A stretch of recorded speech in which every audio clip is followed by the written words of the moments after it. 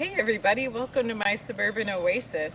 So it's been about a week since the last time we did a tour of the garden, so I'd like to take you around and show you a little bit what's going on. There's definitely been some changes since the last time.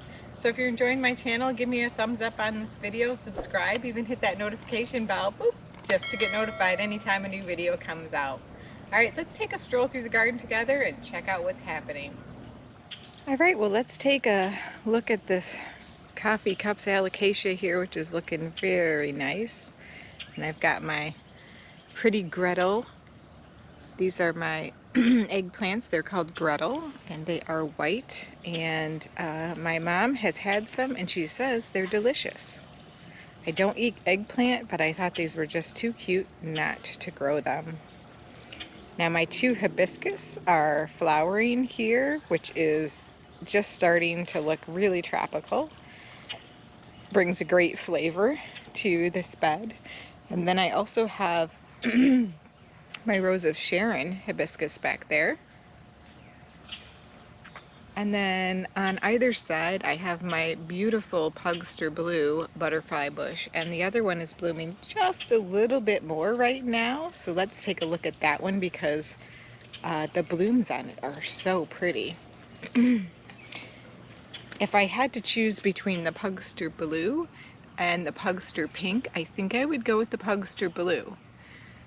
I just think that the foliage really contrasts incredibly with the color of the flower. Look at that cute little grasshopper right there.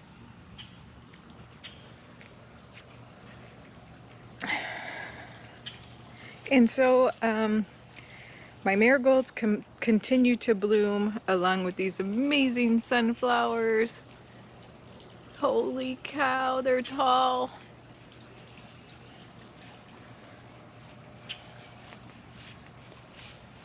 And then these beautiful roses here. That's the high voltage rose.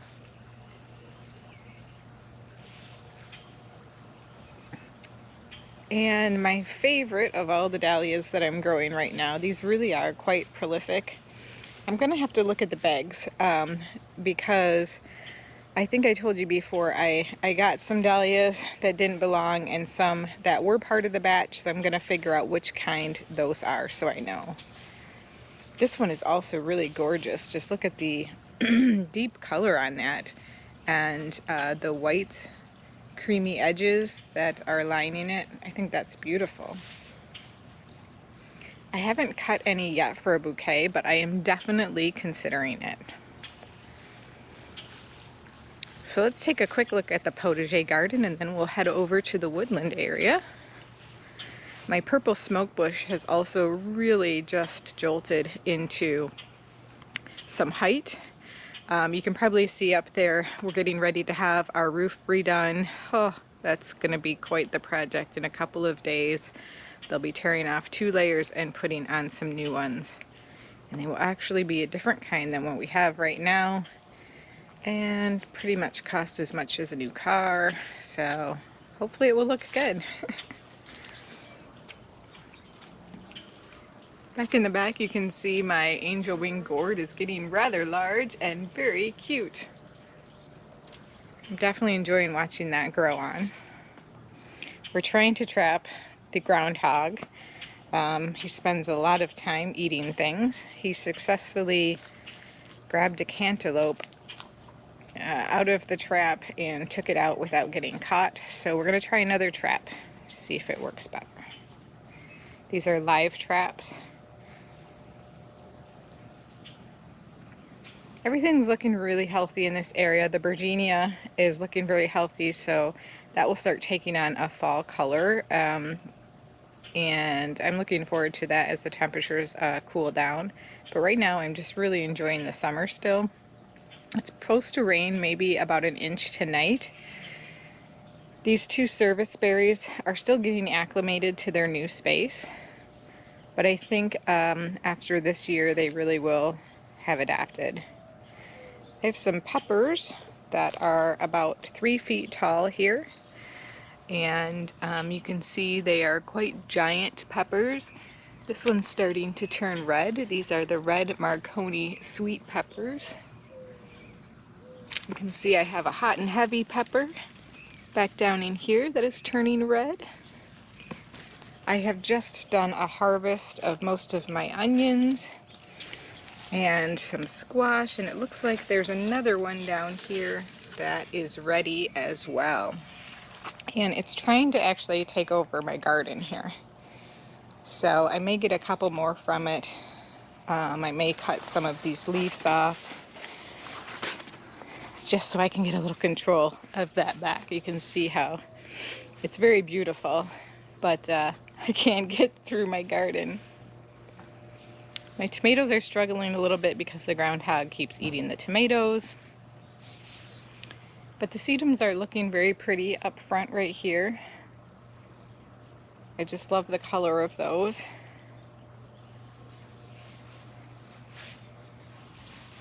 And I'm loving this Hydrangeas, so I can't wait until it gets bigger. I think it's just going to be so beautiful in that corner. It's just a stunning color.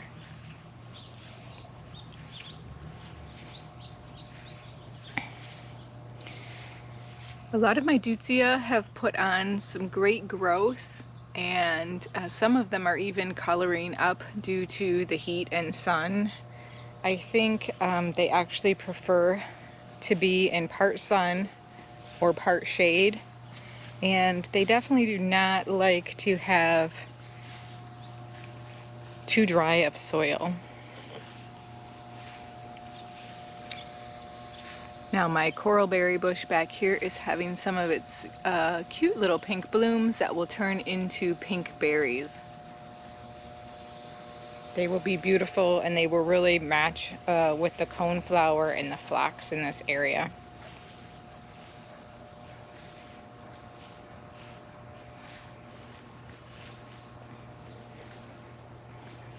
I'm still expecting some more blooms from these smooth hydrangeas. This area right now, I still feel like it needs work, but I'm going to continue to think about what I want to do with it. And this fall, as the temperatures cool down, is an excellent time to be doing transplanting. So I will probably think more about that then. And this hydrangea continues to work on these blooms.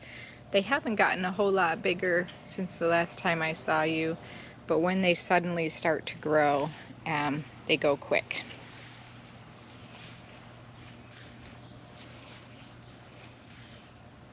This area is looking really lush and full, and I'm just really happy with the way that the woodland garden has performed this year.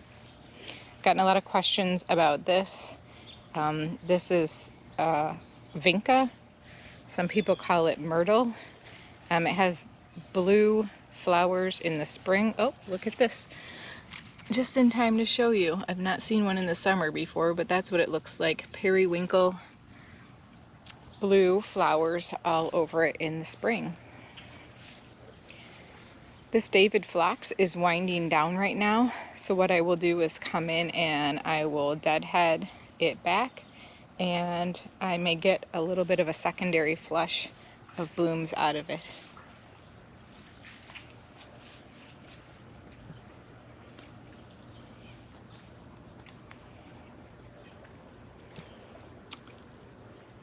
This oak leaf hydrangea, you know, I've been watching it to see it color up, and you can see how green the new growth is on it compared to the old growth, so I'm really happy with that.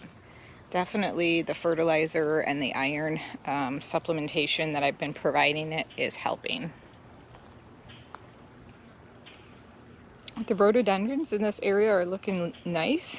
They just finished putting out their new growth, and they have kind of this dustiness on their foliage. It's a soft sort of brown coating that comes off after they have fully opened. So if you see that on your rhododendron, just know that's a natural part of the process. Now over here on this side, I'm going to have a surprise for you because I have something new I'm going to put in here because I had to pull out my lemony lace elderberry. I did some research after the last video when I showed you how it had some sudden wilting going on, and I ended up having to pull it. because I believe it had verticillium wilt, which is a fungal disease that elderberries are susceptible to. And the reason why it lived from last year is verticillium wilt kills slowly over time. It's a vascular disease, and you can cut the plant back and provide high phosphorus fertilizer and keep the plant hanging on for probably several more years, but I don't like the unsightliness of it and knowing that it has a disease and that it could potentially spread to other plants, especially the Japanese maple that was right there. So there are some that are susceptible and there are some that are not, and maples can be susceptible, so I wanted to get it out.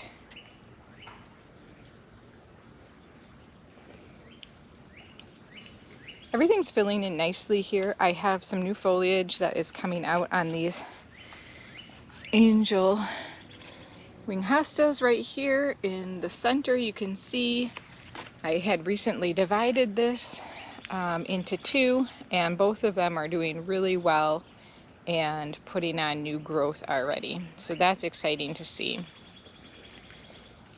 Now over here, I actually, because of all of the rain, I lost one of my dianthus here as the fruit punch. And so I took some of the ground cover that I had. These are one of the ajuga types. This is the canary one that I just recently purchased, and that will help to fill in that area and provide a nice ground cover. So this is Grandma's Blessings Rose, and we're finally getting to see the color on it, and it is magnificent. Isn't that gorgeous? It's very bright pink color. So several more blooms will be coming behind it as well. My aster here is giant, and I have an aster that is blooming already. Something I'm going to try to show you and hope they don't go away is I have leaf hoppers on my Cirsus canadensis. I'm going to try to show you these. They might fly away. Here they are. And I'll touch them and you'll see. Or not. Okay, there they go. So these are leaf hoppers. They have wings. They'll lay eggs on them. And I'll show you what those look like. They will not, they shouldn't anyways, kill the tree off, but they will come back, usually from year to year. If you didn't see my video, I planted those heucheras in here. Those are the mahogany monsters. And I got asked what these hostas are in front. These are the August moon hostas. They're a very lovely chartreuse yellowy color that just brightens up any shade area. Really lovely. So this redbud, you can see what the leaf hopper egg spots look like. This is how they lay them. And again, it shouldn't harm the tree in a way that will make it so that it dies, but it is a little funny looking. So if you get worried about seeing something like that on your redbud, that's what it is. And it is not as serious as verticillium wilt is. So I am not going to treat for it. I'm not going to do anything about it. I'm just going to let them be. So I'm just loving the way these bilberry heucheras go with the Georgia peach heucheras. This is a really colorful combination here. And those laura flax down there just continue to bloom. They have been magnificent this year. And the extended bloom season on them has been really incredible.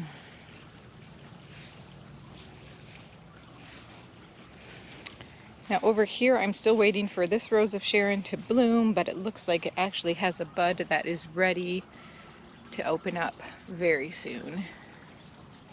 So that's exciting. And the buds on all of my autumn joy sedums in this bed are just packed. So that's going to look gorgeous when they start to put on color. And my mandevilla back here is blooming, starting to put out some of its white blooms.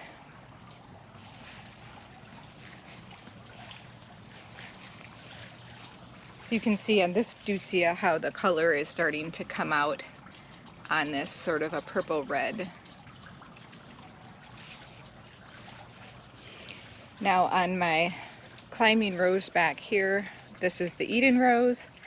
I was able to train it along this wire, and as a result of doing that horizontal, you can see each of these little red stems popping up, and that will help it to put on some new blooms along each of those stems. So fingers crossed that I will get some of those this month.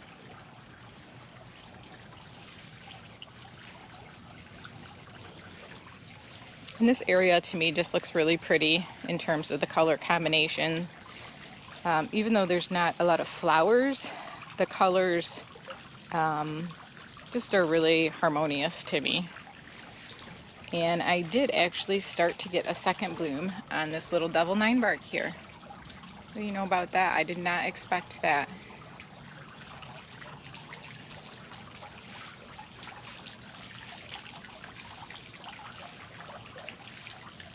My millennium alliums right here are blooming really well, and they're blooming quite well in several other areas. I'm using them along the edge.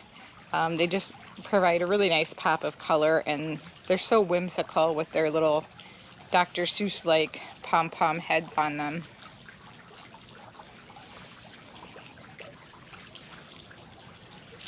So this bed right now is looking a little bit tired, I think. But we're, like I said, about to get about an inch of rain tonight, so that should help revitalize it. Over here I have a new planter that is a self-watering planter that I'm going to be transferring this raspberry bush into because I want to keep it potted so it doesn't run, but it needs a bigger space than the pot that it is in right now. It's doing really well and giving me some excellent berries. Here they are right here, some growing on. And this bed is just full of those alliums.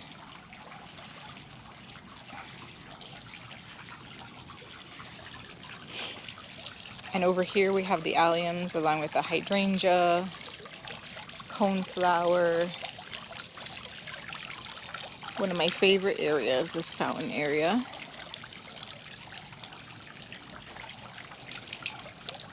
These butterfly bushes are doing pretty well.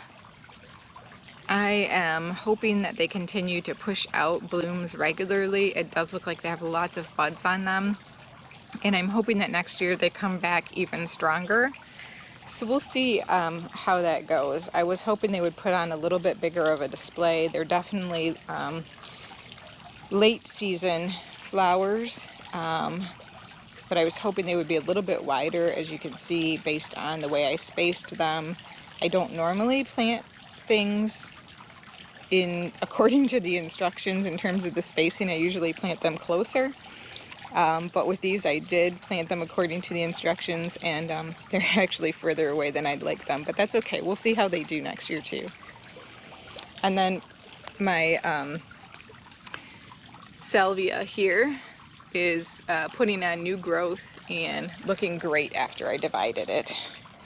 And both of my incredible hydrangeas are looking really healthy and have put on just a ton of growth since they were planted here and cut back. I have cut back the liatris in this area, and then I have a couple of annual salvias that are up front here, and then this is where I have my other divided salvia, and it is putting on some nice new growth for me as well. Here's where you're going to see my aster that is starting to really put on blooms. This is Italian aster. The blooms are really pretty purple with a vibrant yellow center, and these are probably about 2 feet tall. And then in and amongst them you see some of the Stand By Me clematis, which is actually right about the same color as the aster, which I did not plan at all, but it's pretty together. And then this hibiscus right here, which is also another evening rose hibiscus, has not put out any blooms yet, but it definitely has some buds on it just waiting to pop.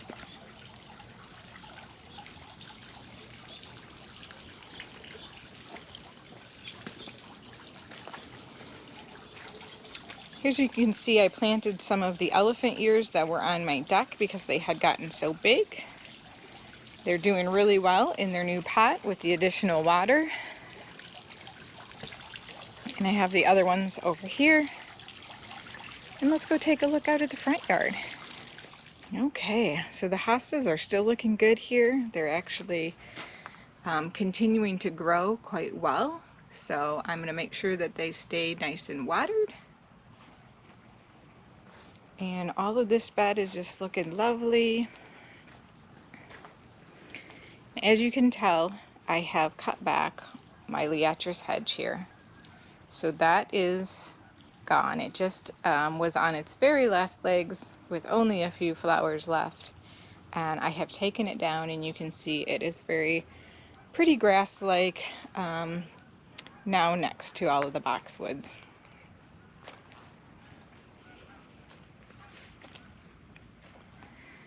All of the coneflower is still blooming, but it's at the point where I'm probably going to be coming out and deadheading as appropriately as I can. If I see plants that have blooms on them that are dying, and if I cut them back, there are buds, I will clip back to them. So for example, this one here that is brown on top, if you go down the stem, you can see here there are some small buds, so I will cut right above that bud.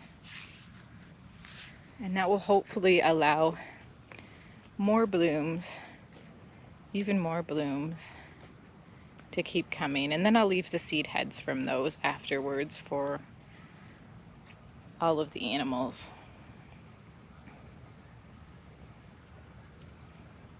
It's a bit of a golden hour right now.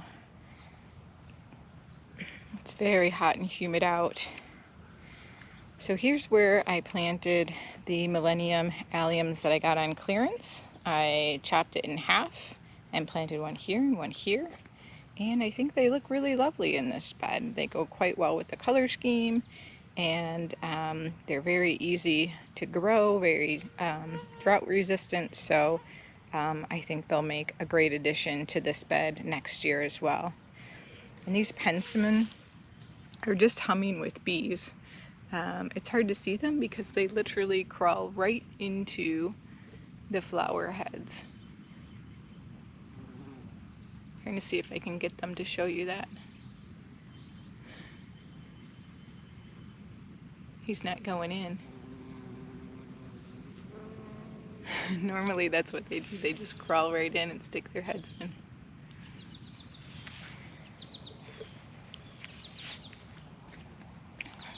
Anyhow, I'm definitely enjoying the way that this bed has turned out this year. It was really difficult earlier on this season to kind of watch it and feel like it's very empty. But as I got more plants in it, including the annuals and more perennials, and as things started to fill out, I just started to get happier with it. And the angelonia that I planted back here is looking really cute, the sedum. And then I didn't talk about it, but I planted my 2 spirea bushes by the fountain and took out my Oscar Peterson roses and put them out here. It was really hot today that I transplanted them, so I cut them back by about half, and they're doing well. The reason why I transplanted them out here was because they had some powdery mildew on them, and it was just kind of a battle because they're so close to the fountain. They consistently had that humid air around them, and I thought maybe they'll do better out here. So I didn't want to get completely rid of them or give them away, but we'll try them in a different location. All of my angelonia are looking so pretty. So pretty. Those were a great deal. I would definitely get those again. The amount of flowers and the bang you get for your buck with those plants is fantastic. All right, so Over here in this bed, I'm excited to tell you, whoops, there goes the bunny. I don't know if you noticed him. Didn't notice him till he started to move. Oh, there he is. See him? He's right there. Hello, bunny. Quit eating my garden. So here's my boba hydrangea that I planted. I'm going to try to get in nice and close so you can see the green leaves that are starting to poke out all over it already. So it's very happy where it's at, and it's pushing out its new growth and going to have some fantastic new leaves soon. And the same can be said for this one. This one even seems to be pushing out more growth than the other one. See all that, the foliage that is lighter green, all the little budding leaves. So these were the two that I got on clearance, $7 a piece. That's it, that's all I paid for them, and they're going to be great.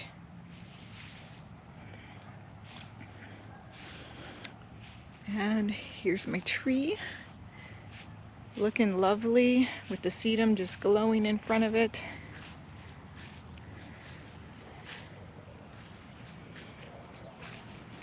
And I think I'm going to do some dividing of the golden tiara hosta to bring it around the rest of this bed, just for now anyways, this fall.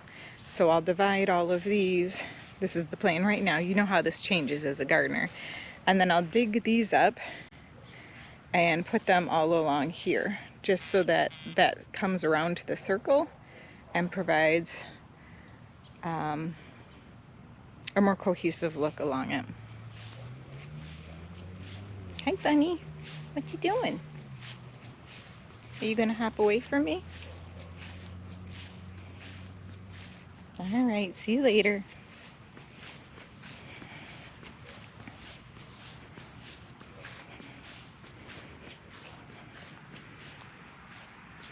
In the front here, we're getting some. So in the front here, we're getting some excellent foliage. I'm loving the way that this heuchera and the hostas contrast. And then the gorgeous coleus, which has really, really brightened up this area. And the Great Expectations hosta in the middle. Very cute. The impatiens in this pot are just taken over with that boxwood. And then all of these variegated sedum are putting on their buds. And this aster is getting monstrous. This one's going to be pink. And I'm loving it. Excited to see them bloom.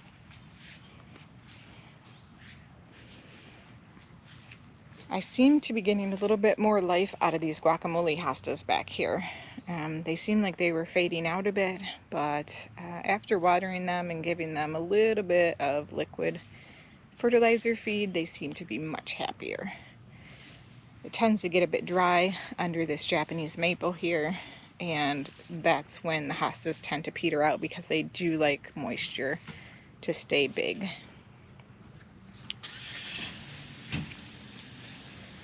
But this bed is looking gorgeous. I'm very happy with it. I'm hoping to see some of the little pink blooms on these spireas soon. Haven't seen any yet. And my goodness, you guys, this blue shadow Fothergilla has not bloomed at all this year. I'm not sure why, but it didn't, and that's okay. I'm fine with that. My favorite thing about it really is the color of its leaves, but it would have been marvelous to be able to show you the cute bottle brush flowers that it gets.